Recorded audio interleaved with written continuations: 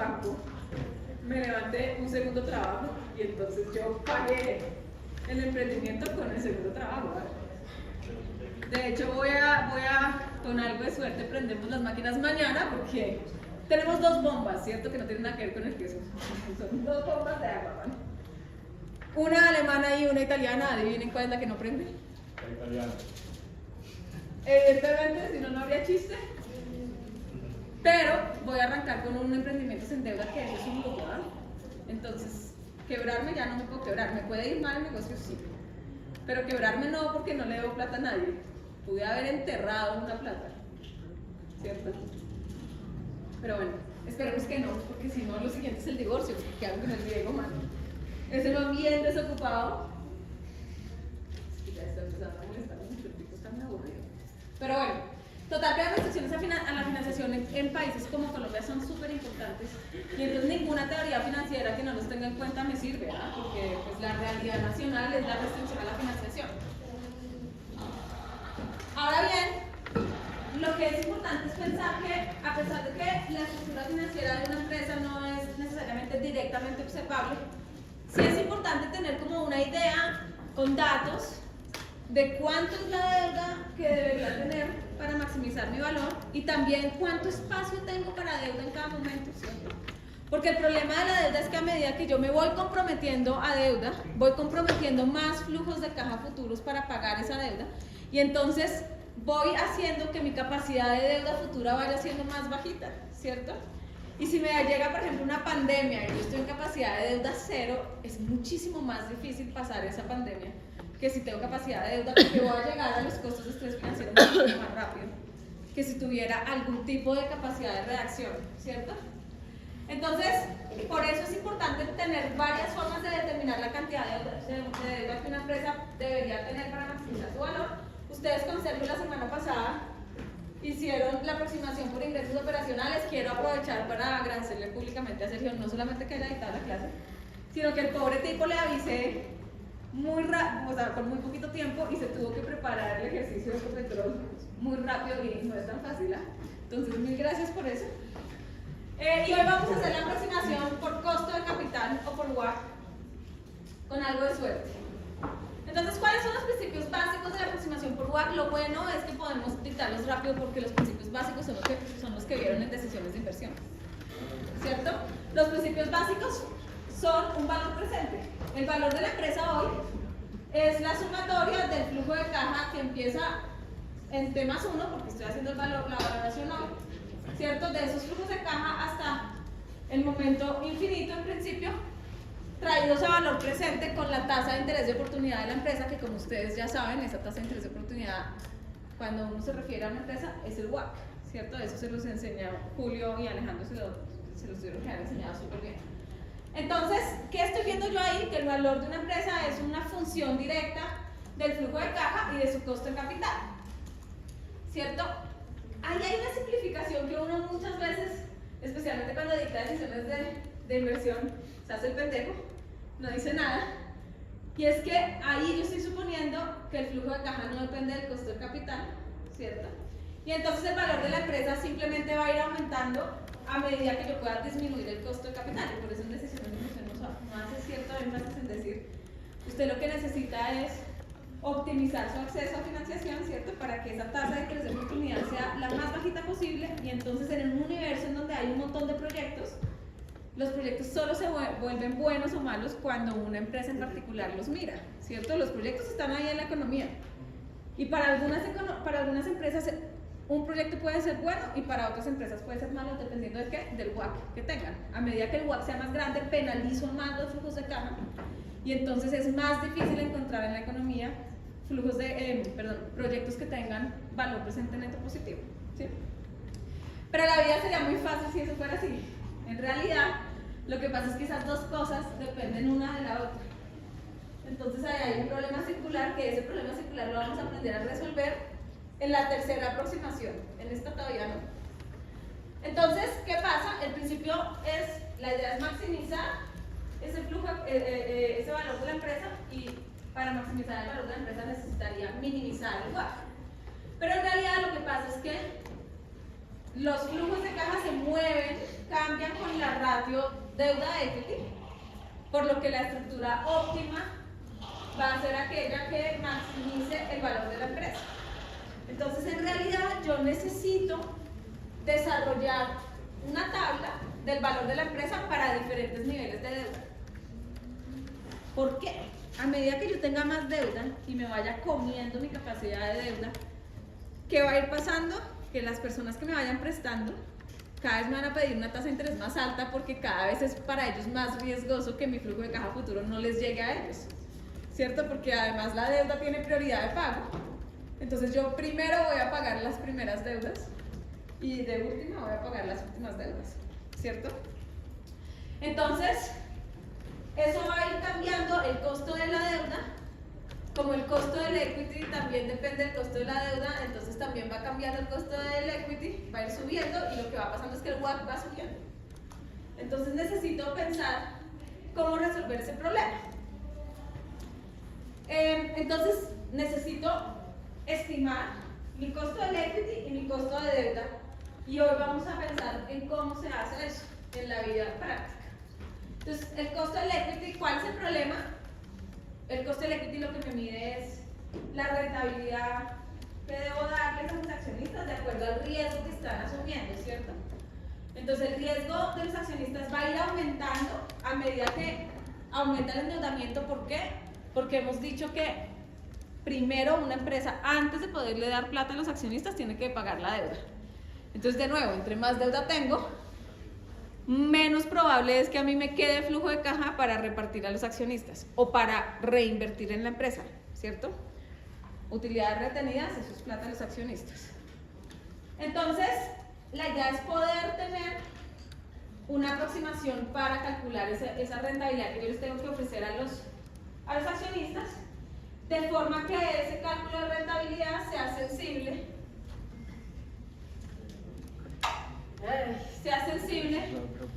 a cómo va cambiando el endeudamiento, ¿cierto? Entonces, el modelo que nosotros tenemos para calcular rentabilidad del equity es el que vimos la primera semana, el CAPM, ¿cierto? Sí. Y entonces, ¿qué me dice el CAPM? El CAPM me dice, mire, me dice la rentabilidad de una acción, la rentabilidad esperada, porque mira hacia el futuro, ¿cierto? La rentabilidad esperada de una acción va a ser igual a la rentabilidad del activo libre de riesgo más la multiplicación entre la beta de la acción, que me mide el riesgo sistemático, multiplicado por la rentabilidad esperada del mercado, menos la rentabilidad del activo libre de riesgo, ¿cierto? ¿Cuál es el tema? Esta beta va a ser mi medida de riesgo, ¿cierto?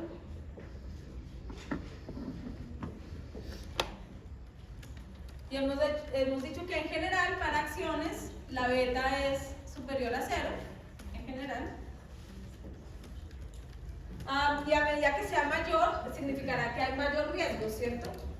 Entonces, a medida que esa beta vaya creciendo, la rentabilidad esperada va a ser más alta, ¿cierto? Entonces, ¿cuál es el problema? Esa beta, cuando yo tengo datos del mercado bursátil, puedo estimar esta beta y esa beta me va a dar una medida de riesgo total. Pero el problema es qué hacer cuando yo no tengo datos de mercado, que es la situación en donde están el 98% de las empresas colombianas, ¿cierto? Y para poder trabajar con eso necesito empezar a entender la idea de una beta apalancada y una beta no apalancada. Entonces, si yo tengo una situación en donde tengo una empresa que ha financiado sus activos únicamente con acciones, entonces eso significa que la empresa no está apalancada. Apalancamiento es deuda. Entonces, esa empresa no tiene deuda y por lo tanto cuando yo calcule la beta de las acciones, esa beta va a ser una beta igual a la beta del activo y va a ser una beta que nosotros llamamos una beta no apalancada, ¿cierto? Entonces, en ese sentido, el riesgo de los activos y el riesgo de los recursos propios, o sea, el riesgo de los accionistas, coincide, ¿cierto? Es el mismo. Ahora bien, ¿qué pasa cuando yo me endeudo? Me pasa que la beta de los accionistas ser mayor a la beta no apalancada. ¿Por qué? Porque una parte del flujo de caja está destinado a pagar deuda, ¿cierto? Y porque los accionistas solamente tienen derecho al reclamo residual. Entonces, una forma fácil de calcular una beta apalancada es pensar, ¿sabe qué? Voy a sacar el promedio de las betas del equity y la beta de la deuda, que es lo que dice esta ecuación, ¿cierto? Me dice, la beta apalancada de la empresa es igual a la beta del equity multiplicada por su importancia, la importancia del equity en la estructura financiera de la empresa, más la beta de la deuda multiplicada por la importancia que tiene la deuda en la estructura financiera de la empresa. ¿Cuál es el tema? Que los que ya saben de finanzas y han visto betas apalancadas y no apalancadas, esa no es la fórmula que utilizan normalmente, porque en la vida aplicada se utilizan las fórmulas de Hamada. Sin embargo, esta fórmula es igualmente válida, y lo que está suponiendo esta fórmula es que la empresa tiene una deuda que cambia en el tiempo. En cambio, en Hamada supongo deuda permanente, ¿vale? Entonces, las fórmulas de Hamada cambian un poquito. Lo que estoy haciendo realmente, yo les podría demostrar esas fórmulas, pero honestamente, si alguien está súper interesado en que le mande la demostración, yo la tengo, yo se la mando. Pero me parece que para esta audiencia la importancia no está en la demostración, sino está en la interpretación, ¿vale?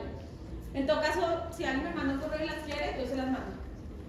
Entonces, ¿qué me dice Hamada? Me dice, mire, vamos a suponer deuda permanente, y con eso voy a poder calcular la beta no apalancada con esta fórmula que está acá, y voy a poder también calcular la beta apalancada con la otra fórmula, ¿cierto? Entonces, ¿para qué me sirve una beta apalancada y una beta no apalancada? La beta apalancada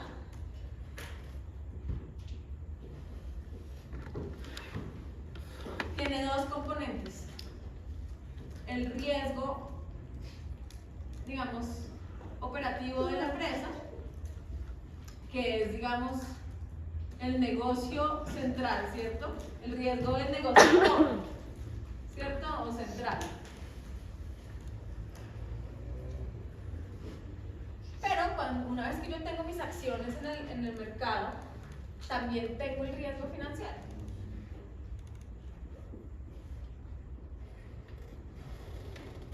Y este es un riesgo que es una función de la estructura financiera, ¿cierto?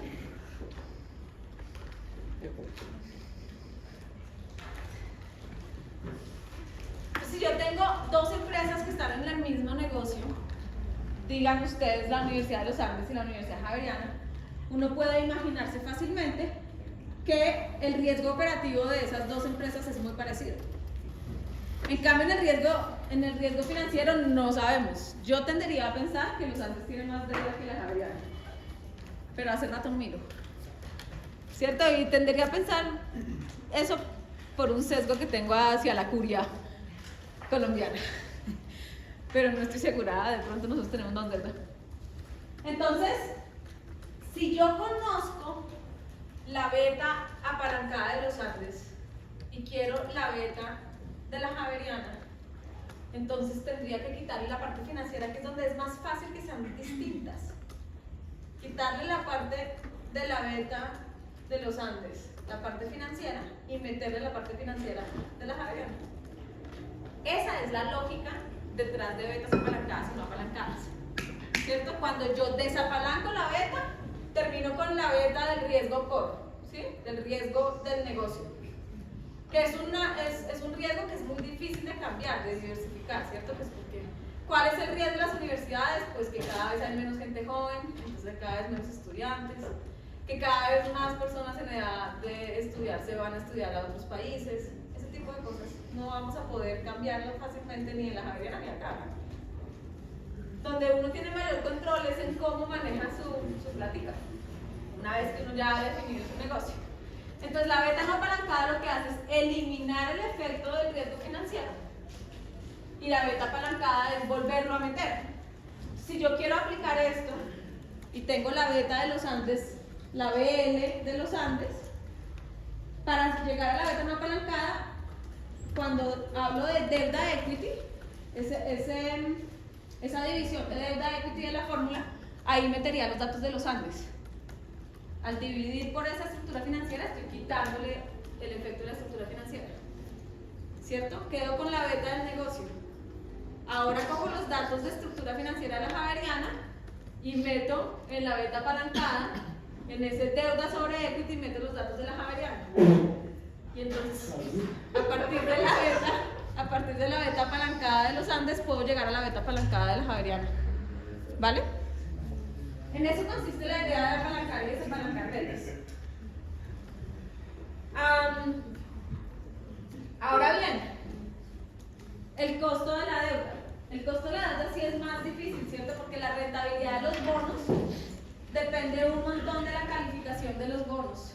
Entonces yo necesito pensar cuál es la rentabilidad de los bonos dependiendo de la calificación y cuál sería la calificación de los bonos que yo emitiera hoy, ¿cierto? Es que no me queda muy claro lo de los betas. O sea, el beta quiere decir que es la de, o sea, si mi empresa se endeuda, quiere decir que me minimizo el costo del negocio, el riesgo del No, negocio. entre más data tengas, tu beta va a crecer más.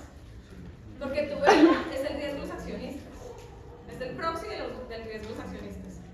Entonces, entre más data tengas, más difícil es que quede un residuo para los accionistas después de pagar la deuda.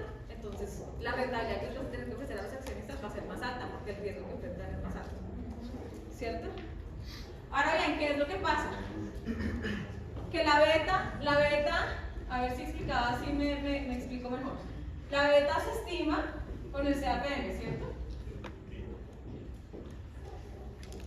Pero para estimar el CAPM necesitas información bursátil, ¿cierto? Porque si no, no puedes.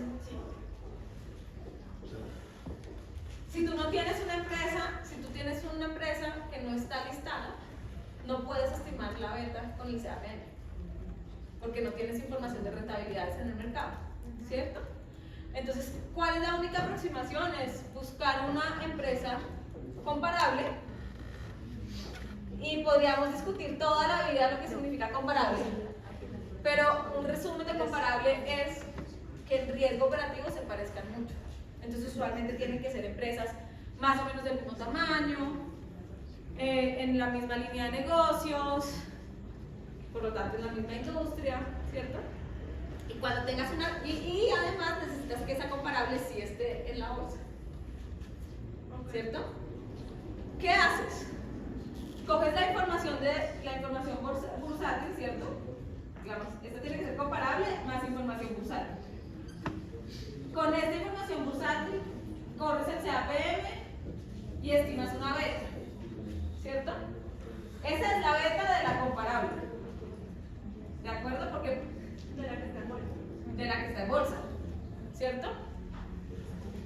Pero como necesitas la beta de la que no está en bolsa, entonces acá lo que van a hacer es, vas a desapalancarla,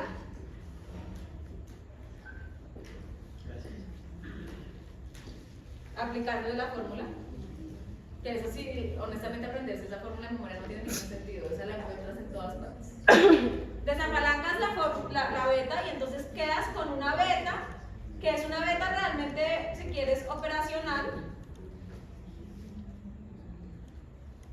¿Sí? La que desapalanco es la que está en bolsa. Sí. La beta es la comparable, si es la que está en bolsa. La desapalancas y quedas con una beta operacional. Esa es la beta para una empresa parecida a la que tienes en bolsa, ¿cierto? Pero que solamente tiene la parte operacional en cuenta, le quitaste la parte financiera. ¿Por qué? Porque al desapalancar dividiste, mal contada la historia es que dividiste por deuda equity. Le quitaste ese efecto. ¿Sí? ¿Qué haces con esta beta operacional?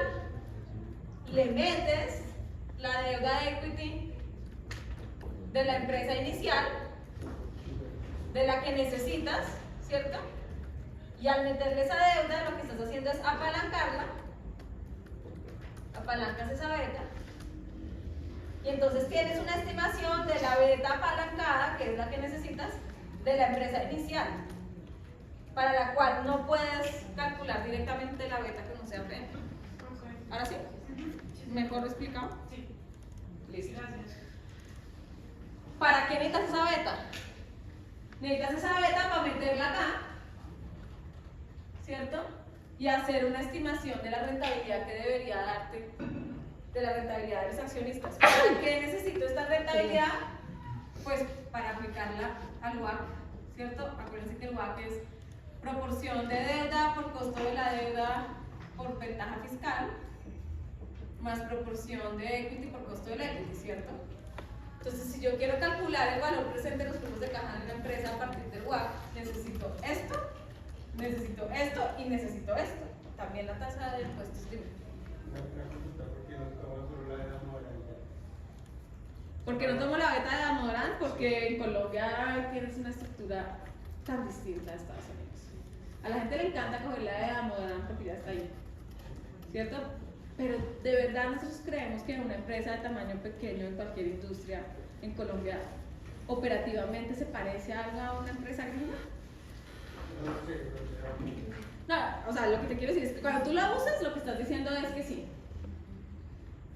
o que es la mejor aproximación posible. Y en realidad es muy difícil responderte esa pregunta técnicamente, porque lo cierto es que lo que te va a pasar en Colombia es que cuando vayas a buscar una comparable que esté listada, no existe. No existe. En Colombia, ¿cuántas empresas listadas quedan? Cada vez quedan menos. Es deprimente, ¿cierto? Entonces vas a terminar en una aproximación y la aproximación va a estar mal y eso les genera un montón de disonancia cognitiva, pero cualquier cálculo, cualquier estimación que tú hagas en WACC, inclusive si la haces en Estados Unidos, va a estar mal. ¿Y sabes cuál es qué es lo más deprimente? Que como eso no es observable, entonces nunca vas a saber qué tan mal está. No sabes si está muy mal, regular, medio bien. Con lo cual la recomendación ahí, ¿sabes qué es? Hablando en serio, estadísticamente, es que una vez que tengas las variables más importantes, hagas una simulación de Monte Carlo para que tengas toda la distribución y puedas hacer un ejercicio que en vez de terminar en un valor de una empresa fijo, que sería la primera fórmula que teníamos, termines con un intervalo, ¿cierto? Entonces vas a terminar con un intervalo. Yo debería tener una deuda entre tanto y tanto. ¿Sí? Esa es la respuesta de verdad profunda a esa pregunta. Entonces, bueno, si resuelvo cómo calculo el RE, ahora necesito cómo calculo el RD, ¿cierto? Y realmente la evidencia sí muestra que usualmente hay varios ratios financieros que están correlacionados con la calificación de deuda, ¿cierto? La calificación de deuda la hace un tercero, Moody's, hay tres, ¿cierto? Fitch, Moody's, ¿y cuál es el otro? Y Santi, no. Ahorita me acuerdo. Pero bueno, Moody's, sí, está ahí en diapositivas, de hecho, sí. Standard & Poor's, Moody's y la otra es la que les acabo de decir, Fitch. Ahora, cada uno tiene una calificación distinta, son parecidas, ¿ah? Y más o menos la deuda queda calificada más o menos igual, pero son distintas las calificaciones. Entonces, ¿qué propone Damodaran? Que es uno de los profesores de corporativas aplicadas más conocidos en el mundo, pues él lo que propone es usar como ratio la ratio de cobertura. ¿Por qué? Porque es la que usan dos de las tres calificadoras, porque además hay una correlación alta con otros ratios financieros, y también porque lo más importante es que es una medida que es sensible a cambios en la estructura de capital. Entonces, si yo estoy tratando de ver cuál es el efecto de un cambio en la estructura de capital en el costo de la deuda, pues necesito que la medida que yo proponga sea sensible a esos cambios, si no, no estoy haciendo nada, ¿cierto? Entonces, también propone incorporar tope de exenciones fiscales. Eso es un poco más difícil, sobre todo en sistemas fiscales como el nuestro, que es bien complejo. Pero entonces, ahorita les muestro cómo funciona, cómo se hace. Pero antes de mostrarles eso, lo que pensemos un poquito filosóficamente, lo que yo quiero realmente es valorar en un momento puntual, casi siempre. O bien porque quiero adquirir la empresa, entonces quiero hacer una oferta, quiero saber cuánto estoy dispuesto a pagar por esa empresa, ¿cierto? Y para eso necesito valorarla hoy. O bien porque quiero hacer una fusión, o bien porque quiero hacer un acuerdo estratégico. Y entonces en ese caso, yo realmente necesito el WACC de ese momento puntual. No necesito un WACC dinámico, ni un WACC que vaya incorporando cómo va cambiando todo, sino necesito estimarlo hoy. Y Y realmente parece mucho más fácil de lo que es estimar ese WACC. Entonces, arranquemos otra vez por el CAPM. Si quiero calcular este RE, el modelo más fácil es CAPM. Ya resolví el problema de la beta, pero ahora necesito resolver este problema. ¿Cómo calculo esta prima de riesgo del mercado? Lo que se hace casi siempre es coger una prima de riesgo histórica, ¿cierto? Yo cojo datos de bolsa de los últimos, yo qué sé, 10 años y calculo el promedio, ¿cierto? Y a eso le resto el promedio del riesgo, de la rentabilidad de los bonos del Estado. Pero ahí estoy haciendo un supuesto bien berraco, y es que la prima de riesgo observada en el pasado va a ser un buen indicador de la prima de riesgo del futuro, y eso no es lo que pasa, no es tan obvio, sobre todo dependiendo del periodo que yo escoja, ¿cierto? Tengo que tener cuidado. Si mis últimos 5 años coinciden con alguna cosa bien particular, ¿cierto? Si entre los últimos 5, si yo uso 5 años y los últimos 3 fueron post pandemia, pues esos 3 años son un outlier con mucha probabilidad, ¿sí? Y la otra cosa es que cuando yo cojo un promedio histórico, si cojo 20 años, el primer año, o sea, hace 20 años, tiene el mismo peso que el año pasado. Y eso tampoco es tan recomendable. Solución exacta no existe. Pero uno tiene que, cuando está haciendo el cálculo, tiene que pensar por qué está haciendo los supuestos y cómo defenderlos en caso de que alguien le pregunte. ¿Cierto? Dime. Pero, o sea, en una empleabilidad real, a mí me toca hacer un análisis del sector gastronomía que obviamente tiene outliers pues de COVID. Pero entonces no puedo poner los últimos, o sea, son por ejemplo los 2025, porque entonces de 2020 a 2028 son outliers. No. Okay. Haces un análisis de robustez, por ejemplo, coges 3, 4 periodos distintos y mira si eso cambia mucho. De pronto te sorprende si no cambia tanto. De pronto sí. ¿Sí? Coges un periodo más largo que incluya pandemia, quitas el periodo de pandemia, coges un periodo más largo y haces un hueco, quitas el hueco, ¿cierto? Como si esos 3 años o 2 años y medio no existieran. Varias soluciones así. Al final de cuentas, lo importante y lo que yo les quiero decir, aunque a los que hayan sido estudiantes de ingeniería industrial de esta universidad me van a matar, es que no hay tal cosa como un WACC perfectamente calculado. Yo sé que Julio Villarreal vive de eso. Julio lleva haciendo consultoría 40 años, siendo que el único personaje que es capaz de calcular un WACC bien en el país es él. Pero yo les tengo un secreto, y es que Julio es el único a que la universidad lo deja hacer esa consultoría. A mí no me deja la universidad hacer la misma consultoría de Julio. Yo no puedo. ¿Por qué? No sé. No les quiero dar mis hipótesis. Son varias. ¿Qué pasa con el WACC? Vuelvo y te digo, el WACC es una estimación. Es una estimación sobre una cosa que tú nunca puedes ver. Si tú lo estimas en 5 y yo no lo puedo ver, ¿cierto? Yo nunca voy a saber si ese 5 está bien, mal, regular, súper mal. Yo puedo discutirte los supuestos. Y por eso es que hay que entender muy bien cuando uno lo calcula cuáles son los supuestos que tomó y por qué esos supuestos tienen sentido. ¿Sí? Si yo quiero hacer, por ejemplo, un WACC para calcular el EVA de una empresa, para darle un bono a un gerente, lo mejor que puedo hacer es calcular un WACC de corto plazo, utilizar el último año, porque yo a ese man solo le quiero dar un premio sobre lo reciente. ¿Cierto? Si yo meto 15 años, pues y resulta que hace 15 años tenía un gerente más chévere, seguramente le doy un premio que no se merece, ¿cierto? Entonces, de nuevo, aquí no hay una receta absoluta, sino hay que pensar qué estoy haciendo y qué tiene sentido y qué no tiene tanto sentido. ¿Para qué? Para poderme defender cuando me pregunten, ¿cierto? A Julio nadie le pregunta porque las consultorías que hace Julio son para abogados, para tribunales de arbitramiento, para cosas de ese estilo. Entonces realmente las preguntas que a él le hacen son de otro estilo. Y te lo digo porque mi papá es el ingeniero. Entonces yo, en pandemia, pude oír qué decía Julio, qué decía mi papá, y me pude poner de mal genio de que no me dejen así a mí hacer eso, porque para mí calcular un WACC, yo me demoro 4 horas calculando un WACC, como mucho, pues, mejor dicho, y haciendo de todo. Y es un platal.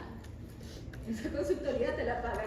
Si tú estás demandando, si es Transmilenio demandando a Bogotá, por X o Y razón, tú mejor que nadie sabes cuánto es esa demanda. Que pagan un pedacito, pero no me dejan. Entonces, más allá que no me dejen, lo que yo de verdad les quiero convencer es que no es cierto que uno pueda calcular un WACC exacto y nunca será cierto que si Sergio y yo o cualquier otra persona nos dicen, calculen el WACC de tal empresa, nunca nos va a dar igual. Si nos da igual es porque nos copiamos. Sí, te lo aseguro.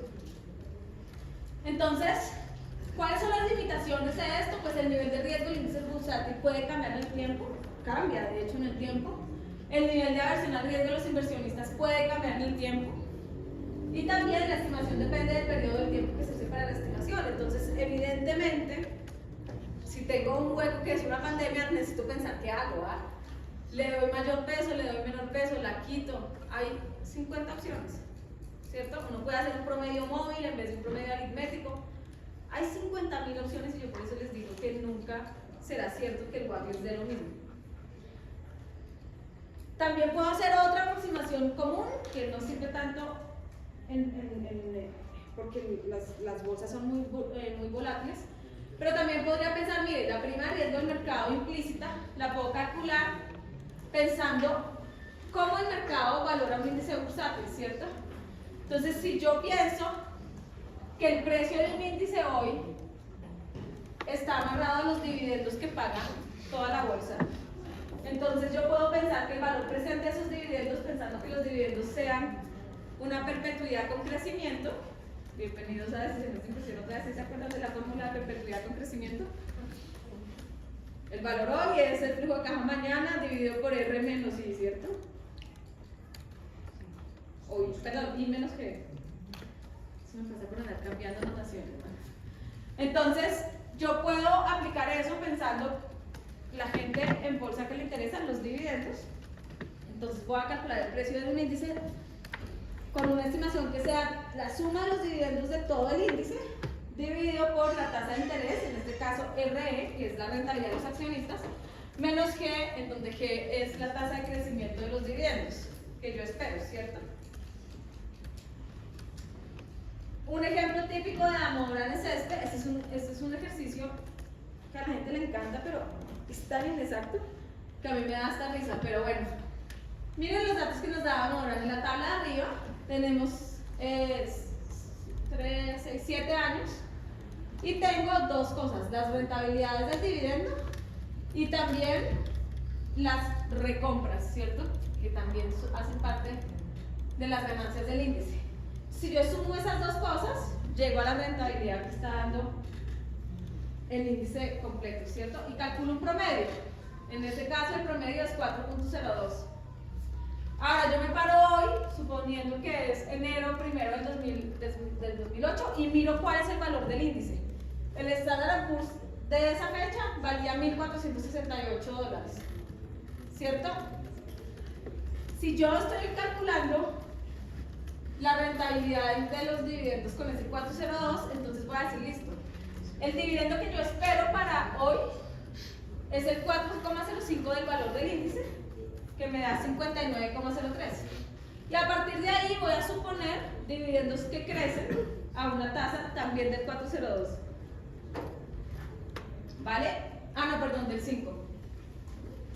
Entonces, si el primer dividendo que espero es 59.03, si yo multiplico el 59.03 por 1 más el 5%, voy a llegar al siguiente dividendo, que es 61.98. Vuelvo y repito, voy a llegar a 65.08, etcétera, ¿cierto? Y como para meterle harta matemática financiera y no tanta corporativa, vamos a suponer que a partir del momento del dividendo del 75.34, los dividendos son infinitos y van a crecer a la misma tasa del activo libre de riesgo, que es el 4.02. Y entonces la pregunta es, ¿cómo calculo esa prima de riesgo implícita a partir de estos datos? Entonces, no es tan difícil, necesito sacar una tira. ¿Qué voy a igualar? Voy a igualar el valor del índice hoy a la suma del valor presente de los dividendos esperados, ¿cierto? Con un problemita, y es que tengo los primeros 5 los tengo calculados, Pero a partir del sexto es un dividendo con crecimiento. Entonces les voy a hacer el dibujo para que vean.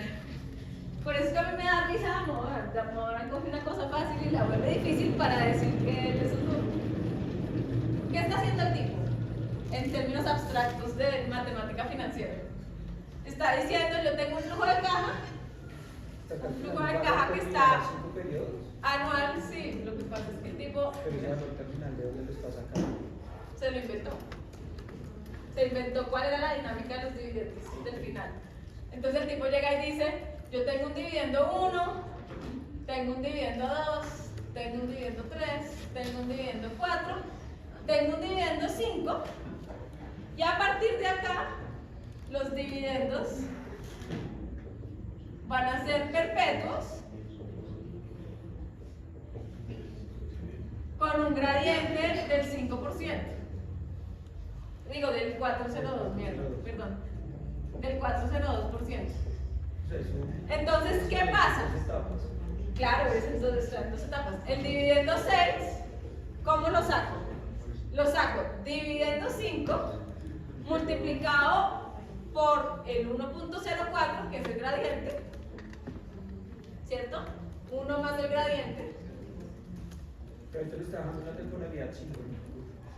Claro, te lo está dejando, sí, porque lo está valorando, lo está llevando a valor presente. Entonces ya voy. Este es el dividendo 6, ¿cierto? El dividendo 7 va a ser el dividendo 5 multiplicado por 1 más que al cuadrado. Y así sucesivamente. Entonces de aquí para acá, hacia el infinito, lo que tengo es una perpetuidad con crecimiento.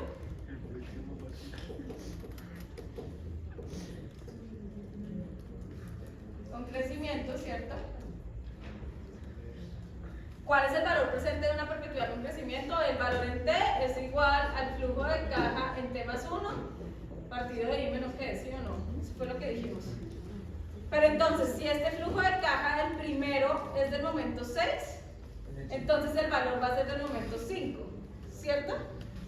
Y como yo estoy calculando un valor del momento 0, entonces tengo que coger este valor y multiplicarlo por 1 más la tasa de interés elevado a la 5. Eso es lo que está haciendo ese man ahí.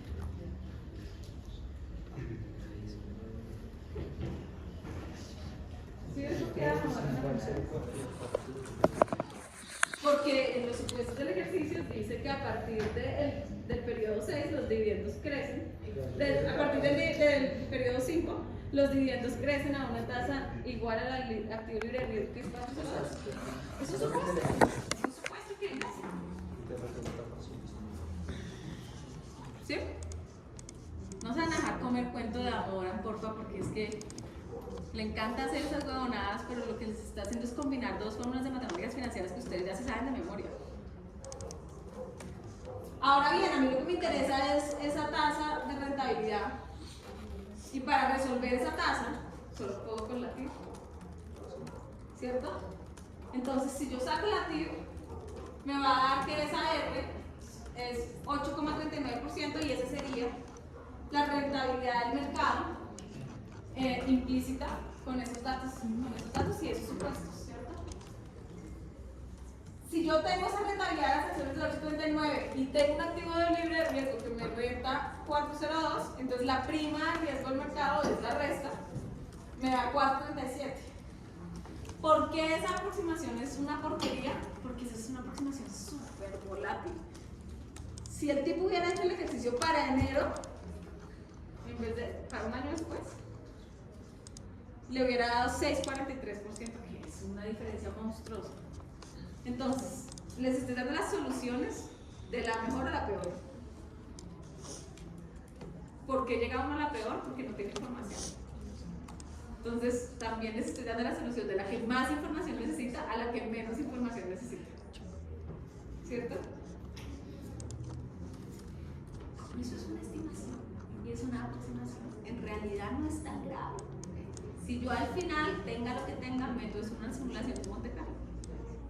Esa es la forma de resolver mi gran problema de que estoy teniendo demasiada incertidumbre. Entonces yo hago una simulación de Monte Carlo, termino por lo menos con un intervalo y me va mejor que asegurar y morirme y decirle a un juez, es que da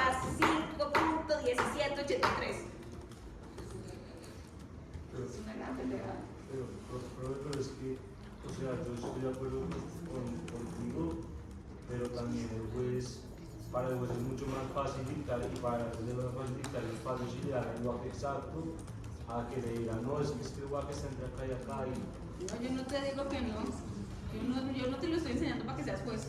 no, Yo te lo estoy enseñando para que seas un financiero decente y entiendas que realmente, es que tú no te imaginas los trasnoches de los financieros con eso. Y las peleas por 5 décimas, o sea, en serio, man. Es totalmente ridículo. Se pelean por 5 décimas porque nadie les dijo que eso es una aproximación y que nunca va a estar bien. Porque además cuando tú puedes a un estudiante de pregrado y le dices, si tú le estás enseñando una cosa que nunca tiene respuesta exacta, mal, el nivel de ansiedad se multiplica por 8.000. Pero la vida real es esa.